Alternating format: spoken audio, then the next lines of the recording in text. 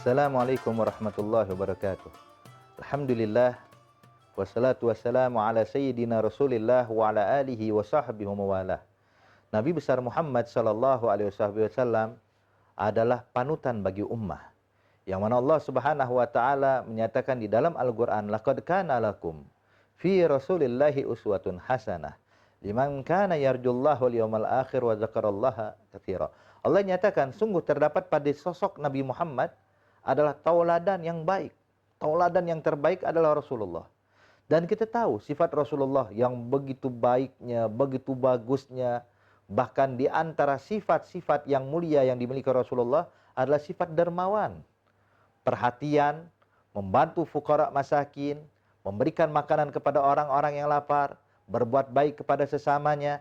Sehingga Sayyidatina Khadijah radhiyallahu taala anha wa ardaha ummul mukminin, istrinya ya Rasulullah sallallahu alaihi wasallam, ketika fi bidayatil Islam, ketika turun wahyu pertama kepada Rasulullah sallallahu alaihi wasallam, Nabi khawatir akan keadaannya. Kenapa? Sebab Nabi menyaksikan apapun sesuatu yang tidak pernah dilihat sebelumnya. Nabi Muhammad berjumpa dengan malaikat Jibril alaihi salam dengan wujud aslinya.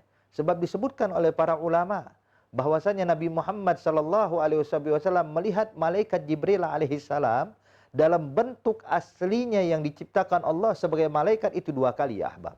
Yang pertama, saat pertama kali turun wahyu, dan yang kedua pada saat malaikat Jibril menemani Rasulullah melakukan perjalanan Isra wal Mi'raj hingga berjumpa dengan Allah Subhanahu wa taala.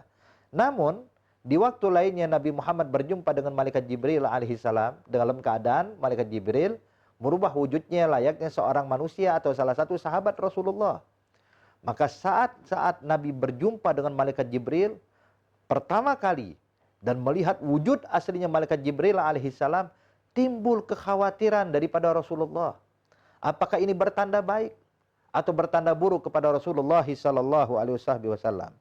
Makanya ketika turun daripada wahyu Allah yang pertama yaitu surat Al-Alaq yang berbunyi Iqra Bismi rabbikal ladzi khalaq, khalaqal insana min 'alaq, Iqra warbukal akram, allazi 'allama bil qalam, 'allamal insana ma lam ya'lam. 5 ayat pertama yang diturunkan kepada Rasulullah sallallahu alaihi wasallam, Nabi pun takut.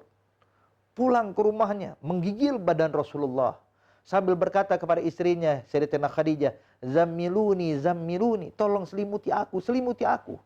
Khawatir Rasulullah sallallahu alaihi wasallam akan keadaan tersebut.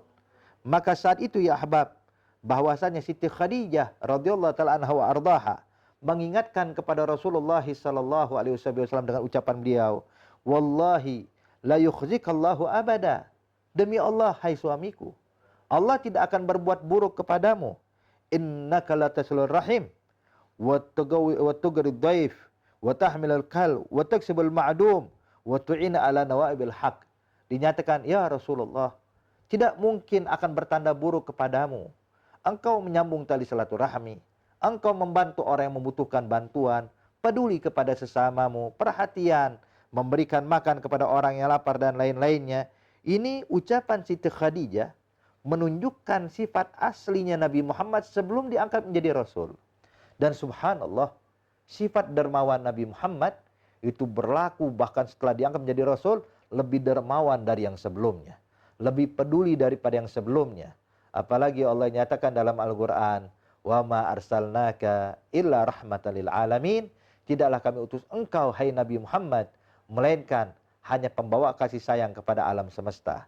Dan Nabi melakukan kebaikan yang luar biasa sampai ya ahbab, sekali waktu pernah Rasulullah sallallahu alaihi wasallam mendapatkan harta berlimpah. Subhanallah, itu harta yang berlimpah dibagikan oleh Nabi Muhammad kepada orang-orang yang membutuhkan.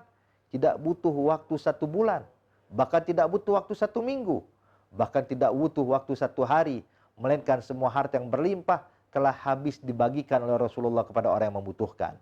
Dan pernah juga Nabi Muhammad sallallahu alaihi wasallam menyatakan membawa 1 ekor kambing kepada Siti Aisyah radhiyallahu taala anha wa ardaha, mengatakan, "Ya Aisyah, tolong bagikan ini kambing kepada orang-orang yang membutuhkan." Maka dibagi oleh Siti Aisyah.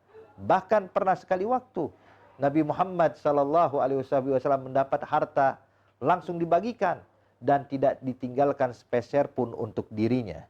Hingga ketika sudah selesai membagikan semua hartanya, Nabi pulang ke rumah, bertanya kepada salah satu istrinya, "Afikumul ghada?" Apakah ada makan siang? Maka dijawab, "Ya Rasulullah, kita tidak memiliki apapun."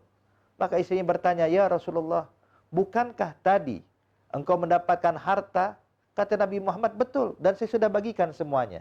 "Engkau tidak meninggalkan sedikit pun untukmu ya Rasulullah?" Kata Nabi Muhammad, "Saya lupa untuk meninggalkan untuk diri saya," kata Nabi Muhammad. Saking asik membagi luar biasa. Namun hadirin, sifat dermawan yang luar biasa yang menakjubkan ini yang dimiliki Rasulullah, itu di selain bulan Ramadan. Tapi ketika sudah masuk bulan Ramadan, ketika ditanya, bagaimanakah sifat Rasulullah di bulan Ramadan? Maka dijawab, sifat dermawan Rasulullah sallallahu alaihi wasallam dinyatakan, inna Rasulullah ajwada fi Ramadan ajwad min rihil mursalah. Dinyatakan Nabi Muhammad kalau sudah masuk bulan Ramadan lebih dermawan daripada bulan-bulan lainnya, bahkan lebih dermawan dibandingkan angin yang berhembus.